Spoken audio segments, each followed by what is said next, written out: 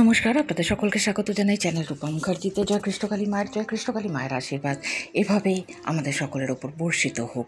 অনেকেই প্রশ্ন করেন যে কৃষ্ণকালী মায়ের কাছে খেয়ে পুজো দিতে হয় না খেয়ে পুজো দিতে হয়? সারাদিন অভুক্ত থেকে কি মাকে পুজো দেওয়া যায়?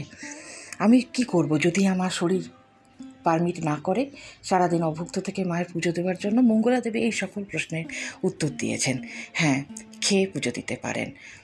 যারা আগের দিন রাত্রি থেকে এসে মন্দিরে শুয়ে থাকেন, মন্দিরে অবস্থিত থাকেন, তারা কি করেন?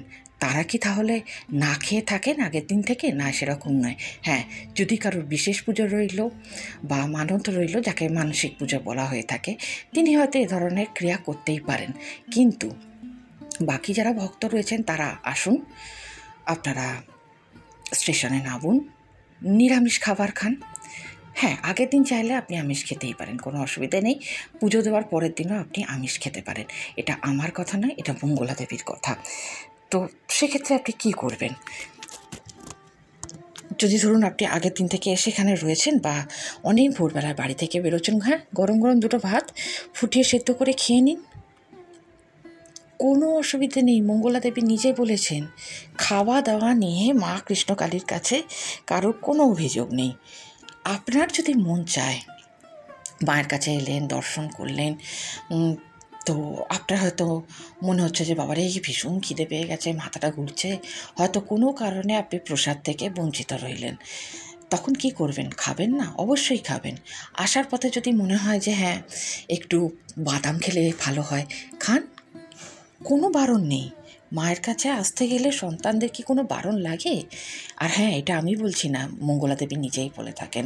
সেই কথাগুলোই আমি আপনাদের উদ্দেশ্যে আরও একবার শুনিয়ে দিচ্ছি, যাতে আরও অনেক বেশি মানুষের কাছে মঙ্গলা দেবীর এই সকল বার্তা পৌঁছে যায়, যাতে কেউ আপনাদের না জানার কোনো সুযোগ নিতে না পারে, ফায়দা তুলতে না পারে। সেই জন্য এই ভিডিওটি করা। হ্যাঁ, নিরামিষ খাবেন? আপনার মনে হচ্ছে দৌড় বাবা, নিরামিষ আর ভালো লাগছে না, কখনও খাওয়া দাওয়ার জন্য নিজেকে পুশ করবেন না। জোর করার কোনো প্রয়োজনীয়তা নেই। আমিষ খেলে আপনি আমিষই খান। মূল যেটা ব্যাপার হলো, কুসংস্কার, অন্ধবিশ্বাস দ্বারা চালিত হবেন না। যা করবেন ভেবে করবেন, ভাবনা চিন্তা করে করবেন। আমিষ খেলে মাকে ডাকা যায় না এমন কোনো কথা নেই। মায়ের কাছে কি আমরা আগের দিন আমিষ খেয়ে যেদিন পুজো দেবো তার পরের দিনকেও আমিষ খেতে পারবো? হ্যাঁ, খেতে পারবেন, কোনো অসুবিধা নেই, সবই করতে পারবেন। তবে হ্যাঁ, যেদিন পুজো দিচ্ছেন সেদিন এই ব্যাপারটা যদি একটু মেনে চলেন তাহলে খুব ভালো হয়।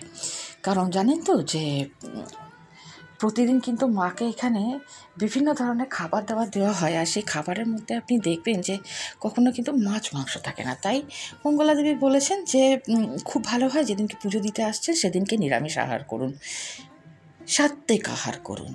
তার অর্থ এই নয় সারাদিন ফলাহার করে থাকবেন। ওখানে কোন লেভেলের ভিড় হয় আপনারা নিশ্চয়ই দেখেছেন। দই চিড়ে খাবেন বা ফলাহার করবেন, মাথা ঘুরে যে পড়ে যাবেন না তার কোনো কারণ নেই। ভাত খেয়ে পুজো দিতে যান। মঙ্গলা দেবী নিজে মুখে বলেছেন, ঈশ্বর কি কখনো তার সন্তানকে অভুক্ত রেখে আনন্দিত হন? যদি আপনার মনে সেই পরিমাণ জোর থাকে, অবশ্যই আপনাকে সুস্বাগত। আপনি অবশ্যই সেভাবে পুজো দিন। আপনার মনের যদি কোনো দীর্ঘমেয়াদী ইচ্ছে থাকে, সেটা মা পূর্ণ করেছেন, অথবা আপনি চান যে আমি এইভাবে মাকে পুজো দেব, তাহলে অবশ্যই করুন, কেউ আপনাকে বারণ করছে না। কিন্তু নিজের স্বাস্থ্যকে জলাঞ্জলি দিয়ে পরিবারের বাকি সদস্যদেরকে অভুক্ত রেখে কোনো প্রয়োজনীয়তা নেই এইভাবে মায়ের কাছে পুজো দিতে আসার। তাই নিশ্চিন্তে আসুন, মনে মনে সদা সর্বদা কৃষ্ণকালী মায়ের জয় মন্ত্র জপ করুন, মাকে ডাকুন, মায়ের প্রতি বিশ্বাস রাখুন। দেখা হচ্ছে পরের ভিডিওতে। ভিডিওটি ভালো লাগলে অবশ্যই লাইক, শেয়ার, কমেন্টস করবেন।